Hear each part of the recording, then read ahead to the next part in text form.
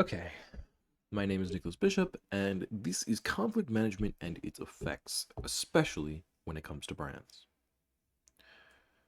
So, brands overall are something that I am very interested in. I am an advertising and public relations major. So, to me, when dealing with conflict, I oftentimes refer to brands and think about how do brands deal with conflict? How do they deal with major issues, especially ones that come up in the moment? Because oftentimes these in moment conflicts are the ones that can both cause the most damage and can be the PR person's just bread and butter situation. So, when dealing with conflict management, and or issue management as the book likes to call it, there are two major ways that I think are very important, especially for the setup of issue management. And this is prioritizing an issue and the issue management plan. Now, both of these have their own problems, especially when it comes to brands as a whole, right?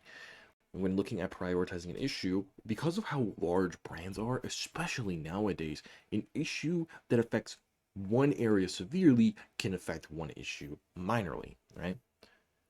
One other area minorly, my bad. So, how does this tend to happen? For example, for a brand like Nike, something that has been misprinted on a print ad probably isn't going to affect their online sales very much or their sales overall very much, but it could affect their reputation. So, when prioritizing an issue like that, you have to take that into consideration. This is where the issue management plan typically comes in. The issue management plan allows you to decide which issues should be prioritized more severely. Right. But this is also where I think an issue management plan is a very delicate object. It is a very delicate thing because a brand is a very fast moving thing, especially nowadays.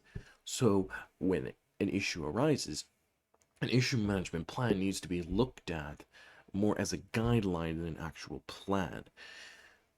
So, for example, with the previous example of Nike, if a different brand, right? If the brand is releasing a new line of clothing, right? And there's an issue with some of its previous clothing, even if it's minor, you're going to want to deal with that right away when in other situations, maybe you don't deal with that quite right off the bat, right? Now, the one that I typically see has the most potential damage, at least can do the most potential damage to a brand, is dealing with the problem before it becomes a problem. Because this doesn't allow the brand to really think it all the way through sometimes. And sometimes the issue management plan is not correct for the situation. And why is this? This is because something of what I like to call the blowback effect from other groups. Because sometimes the blowback, especially on controversial topics, can be almost worse than the issue at hand. And these blowback effects can oftentimes overshadow the brand or organization's other activities, especially when it comes to its advertising. So, a quick example of this would be the Mandalorian actress Gina Carano. She was fired as a result of a Facebook post she made comparing Republicans to Jews during the reign of the Nazis.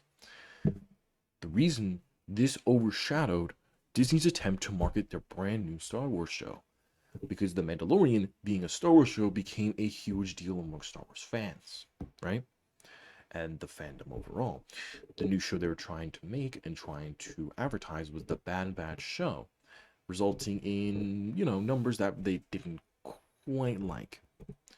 Another example of this is the Burger King situation, where they made a Twitter post saying women belong in the kitchen and would later somewhat revise this post not soon after, saying things like, if they want to, of course, yet only 20% of chefs are women.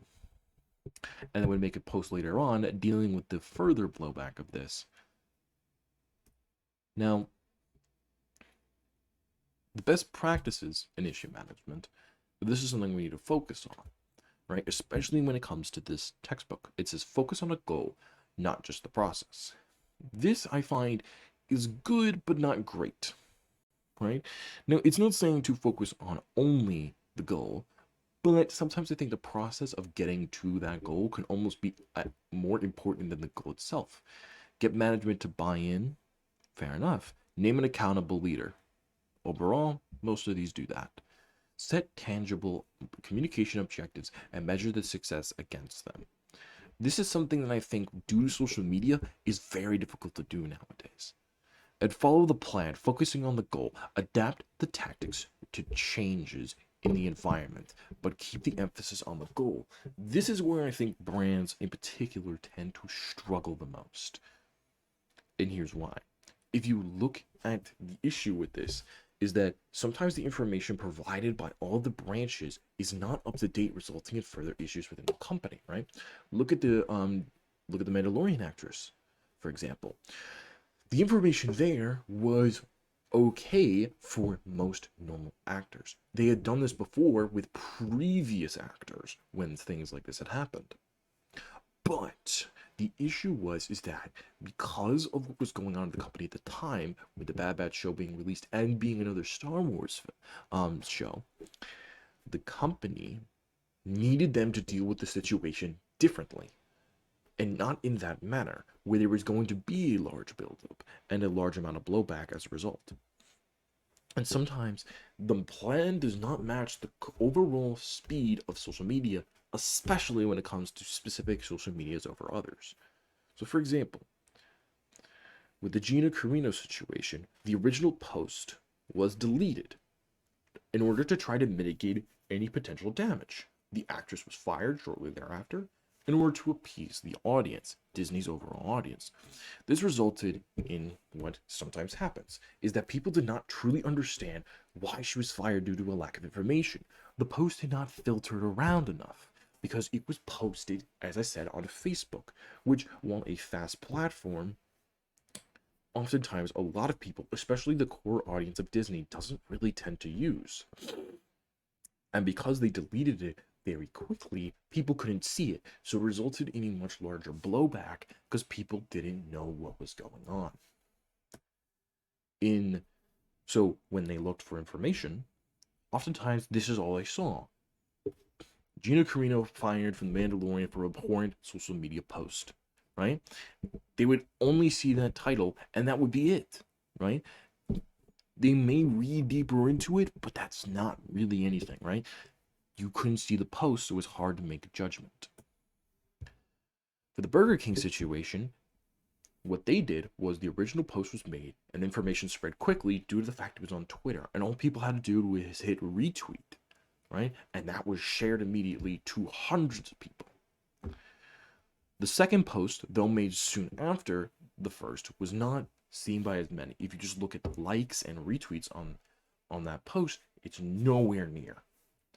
The third and final post trying to resolve the issue was made almost 2 to 3 hours after the original two. The post being up for so long allowed tons of people to see the post, resulting in it becoming a much larger issue than if it had been taken down right away. So what should they have done? They should have reversed these. If in the Gina Carino situation they had left the post up and had addressed it in their own social media post and then deleted it afterwards, maybe 4, 5, 6, 7 hours after, most likely this wouldn't be an issue. And if Burger King had deleted those posts right away and had fired whoever had made them, similar to what Disney did with Gina, this probably wouldn't be an issue at all.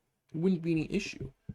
So overall, the plans that they had implemented, while good plans in and of themselves, didn't work for the situation.